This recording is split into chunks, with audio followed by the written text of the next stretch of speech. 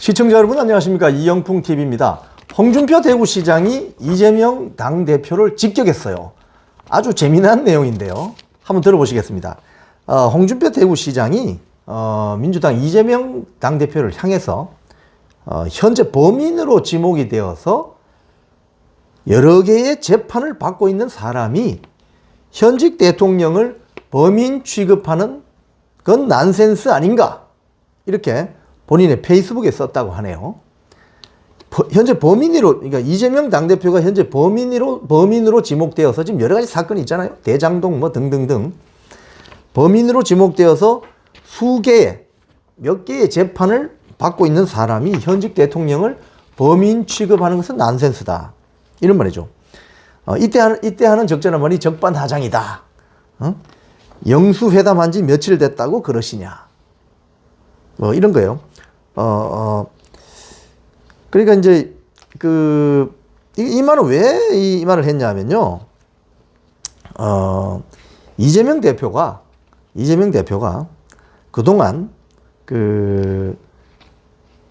민주당 최고위원회의에서 최상병 특검법 거부권 행사를 시사하니까 어떤 윤 대통령의 과거 발언을 소환하면서 어떤 이런 이야기가 나온 거예요. 이재명 대표가 떳떳하면 사정기관 통해서 권력자도 조사받고 측근도 조사받고 하는 것이 지지, 특검을 왜 거부합니까? 특검을 거부하는 자가 범인이다, 이런 이야기 했잖아요, 민주당 쪽에서. 네. 그래서 윤 대통령은 범인이 아닐 테니까 거부하지 않을 것이라 믿는다, 뭐 이런 이야기를 한 거죠. 그래서 홍준표 시장이 이런 이재명 대표를 향해서 국민들이 야당에게 이번에 총선에서 표를 몰아준 것은 협치해서 나라를 잘 안정시키라는 것인데, 벌써부터 그렇게 대통령을 몰아붙이면 국민들이 얼마나 불안하겠냐. 사실 전체적인 득표율로 보면 5%밖에 차이 안 납니다, 국민 여러분. 민주당이 5% 더 가져간 거예요. 근데 의석수는 훨씬 많이 가져갔죠. 왜? 소선거구제니까. 1등만 먹는 게임 룰이 있으니까요. 차근차근 하시라. 아직 3년이란 세월이 남았다. 홍준표 대표의 직격입니다. 국민들이 야당에 표를 몰아준 것은 대통령의 어떤 뭐랄까요, 뭐 불통 이미지, 뭐 오만 이미지, 뭐 이런 것도 있을 수 있지만, 야당에게 표를 몰아준 것은 그런 대통령과 잘 협치해서 남은 기간 동안 국민들 불안하게 하지 말고 잘 정치 잘해라, 이 말이다 이거예요. 그런데 뭐가 그렇게 급해서 그렇게 몰아붙이냐, 이 말이죠. 네. 그래서 이건 다른 정치적 의도가 있을 수밖에 없다, 뭐 이런 내용인데, 우리 홍준표 시장께서 간만에 이재명 당대표를 또 이렇게 공개 저격했습니다. 그런데 이번에 윤석열 대통령과 이재명 당대표가 만났을 때, 이재명 대표가 이제 윤석열 대통령에게 이야기하는 것을 이렇게 A4 용지에 들고 가서 9페이지입니까? 장황하게 이제 읽어 드리는 그런 퍼포먼스를 했는데, 사실 이거 뭐 이른바 영수회담이라고 합시다. 영수회담 자리에서 본인이 할 이야기를 이 양복 안에 A4 용지를 9장이나 프린트해서 가져가서 읽는다는 거는 상대방 대통령을 사실 잘 배려하지 않는, 좀 어떻게 보면 결례죠, 결례. 그렇지 않습니까? 대통령 앞에서 할 말을 다 9페이지에 A4 용지 9페이지에 프린트해서 가져가서 읽는다는 거는 읽을 동안 상대방은 그냥 조용히 있으라는 소리잖아요. 근데 그게 대화의 기본은 아니죠. 대화란 것은 어떤 주제의 이야기를 했을 때 일종의 뭐 선문답을 할 수도 있고, 또는 이런 거 물어볼 수도 있고, 그럼 답할 수 있고, 대화라는 거 왔다 갔다 하는 거예요. 탁구처럼, 테니스처럼, 그죠? 근데 일방적으로 쏟아내면 그 대화가 아니죠. 그럼 통지도 통지. 요금 청구서 낼 때처럼. 돈 내시오. 선거 이겨가지고 이제 근육 자랑 좀 해보려고, 이 청구서, 이거는 꼭 해야 돼요, 이렇게 하는 겁니까? 어쨌든 간에 여기에 대해서 이 데일리안의 기자가 기자 수첩을 썼는데, 제가 이걸 며칠 전에 읽고, 이 기자가 이 칼럼을 좀 맛깔나게 좀 의미 있게 썼다, 이렇게 봅니다. 여기 보면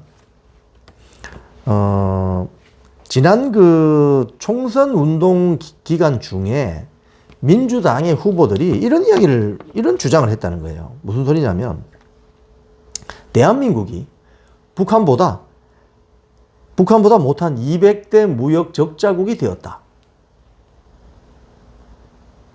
이 맞는 소리 같습니까, 여러분? 대한민국이 북한보다 못한 200대 무역 적자국이 되었다. 이상한데? 이재명 대표도 이런 이야기 했어요.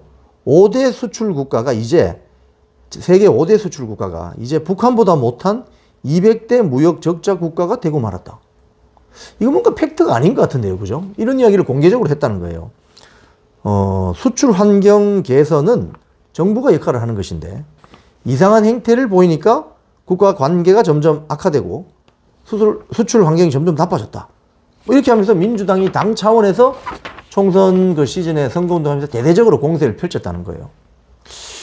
그런데 이거는 적자 폭만 가지고 지금 북한하고 우리 대한민국하고 경제 규모 차이 어느 정도 나는지 아시죠? 한 10배 차이 납니다. 10배. 그런 경제 규모 어떤 차이는 전혀 전제하지 않고 적자 폭만 가지고 이렇게 이야기하는 거는 이거는 궤변이죠, 궤변. 아주 궤변입니다. 일단 수출로만 보면 전년도에 비해서 대한민국의 수출 규모는 세계 8위입니다. 그리고 2024년 올해 1월부터 3월까지 수출은 7분기 만에 가장 높은 증가율을 보였다는 거예요. 이게 통계를 어떻게 오독하는 거죠, 오독. 이게 뭐냐면 선전선동입니다. 가짜뉴스. 아주 능합니다. 자, 최근에는요, 이재명 대표가 이런 또 소리를 했습니다. 모범적인 민주국가로 평가받던 대한민국에 대해 스웨덴의 한 연구기관이 독재화가 진행되고 있다는 결과를 발표하기도 한다. 이러면서 윤석열 대통령을 강하게 비판했대요. 야, 대한민국이 독재국가인가? 대한민국이 독재국가면 우리가 이런 유튜브도 잘 할 수도 없을 것이고, 광화문 앞에 가서 미군 철수를 외치거나 윤석열 탄핵 이러면은 바로 그냥 무장 경찰이 와서 몽둥이로 후려치지 않겠습니까? 그리고 잡아가겠죠. 그런 게 독재국가잖아요. 근데 대한민국은 그럴 리가 전혀 없는 자유민주주의 국가잖아요.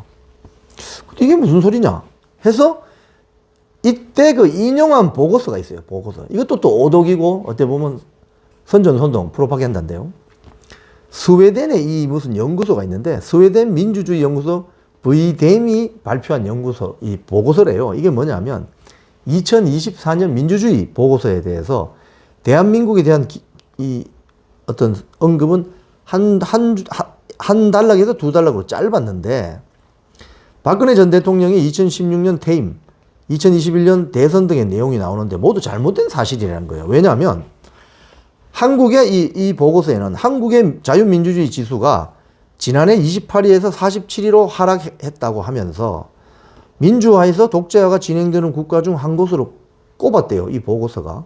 그런데 그 내용을 보면은, 구체적으로 보면은, 여성가족부 폐지, 윤석열 대통령의 검찰총장 재직 시 직무정지 처분에 대한 가처분 신청을 제기했는데, 이거는 문재인 정부의 조치에 대해서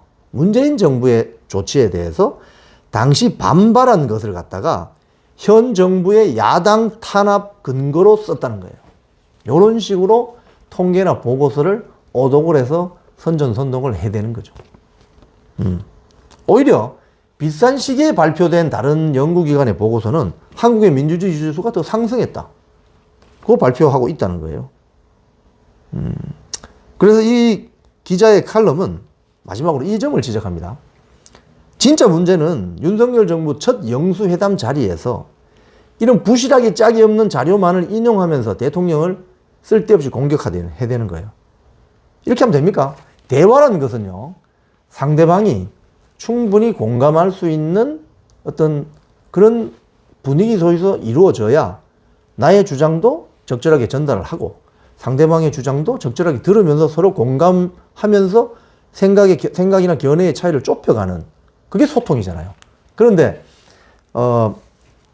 근거 없는 어떤 보고서나 통계를 가지고 이 대통령을 일방적으로 매도하거나 공격하면 그건 뭐냐? 정치 공세죠. 즉 영수회담, 회담이 뭡니까? 모일 회자에 이야기를 나누는 담소 담자 아닙니까? 회담. 모여서 이야기를 나누기 위해서 모인 것이지 본인이 잘못된 통계나 보고서를 가지고 대통령을 일방적으로 공격하는 퍼포먼스, 쇼를 하려고 만났다면 그 영수회담의 결과는 어떻게 되겠습니까? 결렬이죠. 앞으로 만나고 싶지 않은 거죠. 이재명 대표는 여기에 대해서 심각하게 한번 본인의 행위에 대해서 뒤돌아봐야 될 것 같습니다. 이영풍 TV였습니다.